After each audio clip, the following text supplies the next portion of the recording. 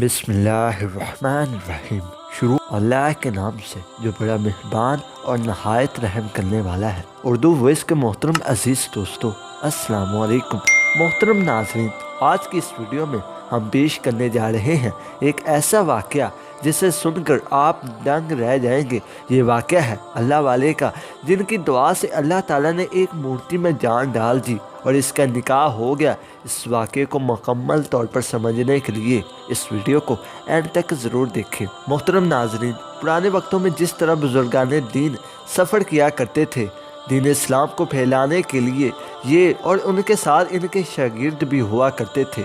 इसी तरह एक अल्लाह वाले अपने सफ़र पर निकले हुए थे। दूर दराज के इलाकों से सफ़र करते करते गुज़र रहे थे और इनके साथ इनके शागिर्द भी थे जो कि अल्लाह वाले की सोहबत से फैज़ हासिल कर रहे थे। कुछ आगे चले तो आपके शागिर्द थक गए और कहने लगे कि हज़रत, हम सबको भूख महसूस हो रही है, क्या यहाँ हम कुछ देर आराम कर सकते हैं और खाना खा सकते हैं? आपने फरमाया, बिल्कुल, अगर भूख लगी है तो खाने का इंतज़ाम भी किया जाएगा। आपने एक दरख्त को चुना और इस दरख्त के नीचे बैठ गए। अपने तमाम शागिर्दों में से एक शागिर्द को कहा कि ज़रा आगे जाके देखो कि कोई बस्ती है, वहाँ से खाने पीने का इंतज़ाम करो और अपने साथियों के लिए खाना लेकर आओ। शागिर्द आपके हुक्म की तामील की और वहाँ से रवानगी अख्तियार कर ली। चलते चलते इसे एक बस्ती नज़र आई। वो शागिर्द इस बस्ती में दाखिल हुआ। वहाँ इसने एक अजीब मंजिल देखा। वो नज़ारा कुछ था ही ऐसा जिसे वो देखकर दंग रह गया। वो जब मज़ीद आगे बढ़ा तो क्या देखता है कि एक जगह बच्चे, जवान और औरतें जमा थी और अपनी ज़ुबान में कोई विर्द दोहरा रहे थे, यानी अपने अल्फाज में कुछ कह रहे थे। इसने आगे जाके तजस्सुस के मारे देखना चाहा कि आखिर ये क्या माजरा है, ये तमाम लोग आखिर क्या पढ़ रहे हैं और किसके आगे ये सब कुछ कर रहे हैं, कौन है। इस जगह जब वो आगे बढ़कर देखने लगा तो इसको वहाँ बहुत ही खूबसूरत मूर्ति नज़र आई। वो मूर्ति एक औरत की थी। सोने के बड़े बड़े हार इसने पहने हुए थे, यहाँ तक कि इसके बदन पर ऐसा खूबसूरत लिबास था जैसा मलका या रानी को पहनाया जाता है। जब उसने इस मूर्ति को पहली बार देखा तो देखता ही रह गया। इस औरत की मूर्ति इसके दिल में घर कर गई। वो इसको ऐसे मदहोश होकर देख रहा था जैसे कोई सामने जीती जागती औरत हो, लेकिन वो औरत तो हिल ही नहीं सकती थी क्योंकि वो पत्थर की बनी हुई एक मूरत थी। वो मिट्टी का बेजान पुतला था। लोग उसके सामने खड़े अकीदत से न जाने क्या क्या कह रहे थे। दूसरी तरफ वो हज़रत अपने शागिर्दों के दरमियान बैठे हुए खाने का इंतज़ार कर रहे थे। जब काफ़ी देर हो गई, यानी सुबह से शाम होने वाली थी और उनका शागिर्द वापस लौट कर नहीं आया, तो हज़रत अपने दूसरे शागिर्द से कहा कि बेटा, जाओ इस बस्ती में और देखो इसे क्या हो गया है। वो अभी तक वापस नहीं आया। वो खाना लेने गया था लेकिन अभी तक खाना लेकर नहीं आया। जल्दी जाकर देख कर आओ, कहीं कोई मसला तो नहीं हो गया। वो शागिर्द अदब से उठा और बस्ती पहुंच गया और वहां पर इसे अपना साथी नज़र आया। उसके करीब जाकर उसने इसका कांधा हिलाया तो वह हिल नहीं पा रहा था। वो परेशानी की हालत में इसके सामने खड़ा हो गया और इसके सामने हाथ हिलाकर कहने लगा, ऐ मेरे दोस्त, क्या हुआ है? तुम क्यों इस तरह बुत बनकर बैठे हो? तो वो कहने लगा, पत्थर के बुत को देखकर मैं खुद पत्थर बन गया हूँ। क्या खूबसूरत औरत है, इस जैसी औरत मैंने दुनिया में आज तक नहीं देखी। इसका साथी कहने लगा, होश में तो हो, तुम जानते हो कि इसके बारे में तुम क्या कह रहे हो? वो कहने लगा कि मैं नहीं जानता, बस मुझे इश्क हो गया है इस पत्थर की मूरत से और अब इसके सामने से हटना मेरे लिए महाल है। मैं इसको छोड़कर नहीं जाऊंगा।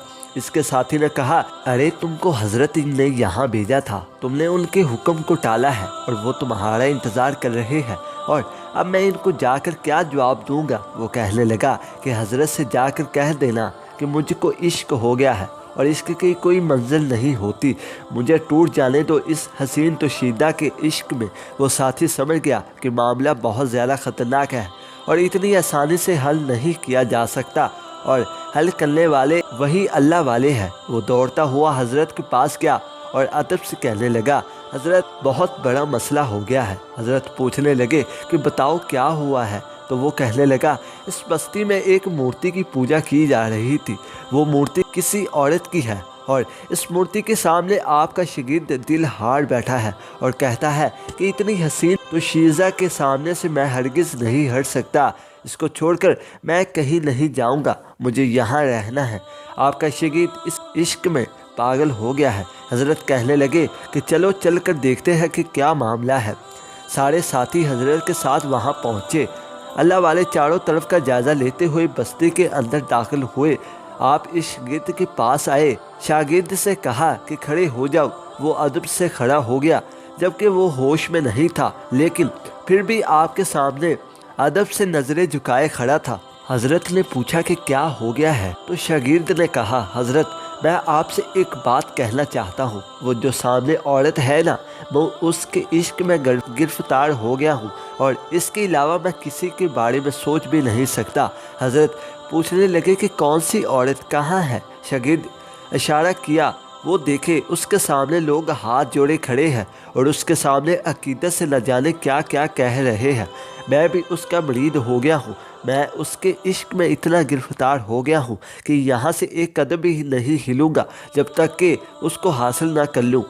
حضرت کہنے لگے کہ یہ کیسے ممکن ہے، یہ کیسے ہو سکتا ہے، کیونکہ وہ مٹی کی بنی ہوئی عورت ہے، وہ ایک عورت نہیں ہے، وہ ایک پتھر کا بت ہے، وہ بے جان پتلا ہے، اس میں کوئی جان نہیں، کوئی احساس نہیں، اس کے اندر زندگی نہیں ہے، اس کو تو انسانوں نے بنایا ہے۔ شاگرد کہنے لگا بس جو بھی ہے حضرت، میں اس کو دیکھ کر پاگل ہو گیا ہوں، اس کے حسن کے جلووں میں کھو گیا ہوں اور اب تک مجھے اتنا عشق کسی سے نہیں ہوا۔ آپ نے دیکھا میں نے کبھی کوئی نافرمانی کا کوئی کام نہیں کیا، لیکن پتہ نہیں نہ جانے کیوں اس عورت کی محبت میں میرے دل میں گھر کر گئی ہے اور اس کو یہاں سے لیے بغیر میں ہرگز نہیں جاؤں گا۔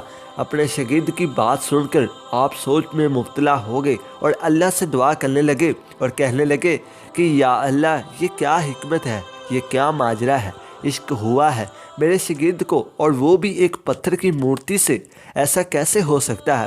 وہ مورتی خوبصورتی سے تراشا ہوا بت تھا۔ حضرت نے اسے چاروں طرف سے دیکھا، اس کو ایسے قیمتی ہار پہنائے گئے تھے، شاید ہی ایسے ہار کسی انسان نے کبھی پہنے ہو۔ حضرت وہاں سے واپس جانے لگے تو وہاں کا ایک بندے کے پاس آیا اور کہنے لگا کہ کون ہو تم، ہمارے اس خدا کے پاس کیا کر رہے ہو، کس مقصد سے اس بستی میں داخل ہوئے ہو؟ حضرت نے فرمایا کہ دیکھو، طیش میں نہ آؤ، ہم یہاں پر تمہیں کوئی نقصان پہنچانے نہیں آئے، بلکہ ہمارا شاگرد یہاں پر آیا تھا کھانے پینے کا سامان لینے کے لیے، لیکن میرا شاگرد تمہارے اس بت کو دیکھ کر یہاں کا ہی ہو کر رہ گیا ہے۔ پنڈت کہنے لگا یہ تو اچھی بات ہے نا، اس سے تو ہر کوئی محبت کرتا ہے، یہ ہمارا خدا ہے، ہم اس سے جو مانتے ہیں ہمیں مل جاتا ہے۔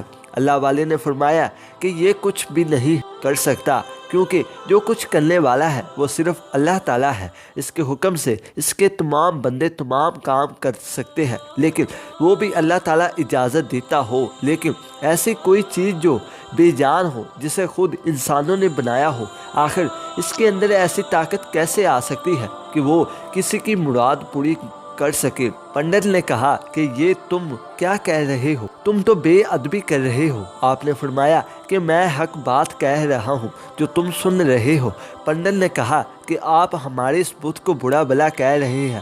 آپ نے فرمایا کہ اس کے بنانے والوں نے اس کو بنا کر بہت غلط کیا، کیونکہ اس نے اس سے اپنے آپ کو نہیں بنایا، بلکہ تم لوگوں نے اس کو بنایا ہے، اور میں کہتا ہوں کہ ایک اللہ کی طرف آ جاؤ۔ وہ پنڈت آپ کے سامنے گستاخی کرنے لگا۔ آپ نے دیکھ لیا کہ اللہ تعالیٰ کا حکم آ چکا ہے۔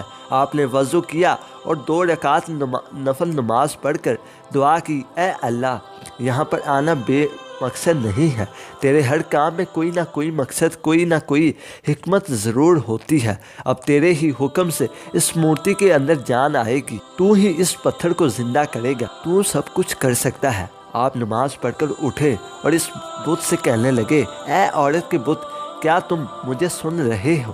اللہ کے حکم سے تو زندہ عورت بن جا۔ آپ کے کہنے کی دیر تھی، وہ بت جو بے جان تھا، جس نے سانس نہیں لی تھی، چل بھی نہیں سکتا تھا، اس کے اندر جان آ گئی اور وہ مورتی باقاعدہ ادب سے چلتی ہوئی آپ کے پاس آئی اور آپ کے پاس آ کر کہنے لگی کہ آپ کے رب کے حکم سے، جسے آپ خدا مانتے ہیں، میں زندہ ہو گئی ہوں۔ آپ نے پوچھا کہ کیا تم مسلمان ہونا چاہتی ہو؟ وہ کہنے لگی میں ان تمام بستی والوں کے سامنے ہاتھ پر بیعت کرتی ہوں اور اسلام قبول کرتی ہوں۔ اس عورت کے پتلے سب کے سامنے کلمہ پڑھا اور حضرت نے کہا اگر تم مسلمان ہو گئی ہو تو کیا ہی بہتر ہوگا کہ اس نوجوان سے نکاح کر لو۔ وہ کہنے لگی کہ اگر میں آپ کے کہنے پر مسلمان ہو سکتی ہوں تو میں اس سے نکاح کیوں نہیں کر سکتی؟ بے شک میں اس کے ساتھ نکاح کرنے کو بھی تیار ہوں۔ پوری بستی حیران و پریشان ہو کر یہ منظر دیکھ رہی تھی۔ سب حضرت کے پاس آئے اور کہنے لگے آپ نے اس بت کو کیسے زندہ کر دیا؟ آپ نے کہا یہ سب کچھ میں نے نہیں کیا بلکہ اللہ تعالیٰ نے کیا ہے۔ وہ پوری بستی پنڈر سمیت جو کل تک ایک بت کی عبادت کرتے تھے اسی وقت مسلمان ہو گئے اور اللہ تعالیٰ کی عبادت کرنے لگے۔ بے شک اللہ تعالیٰ ہر چیز پر قادر ہے۔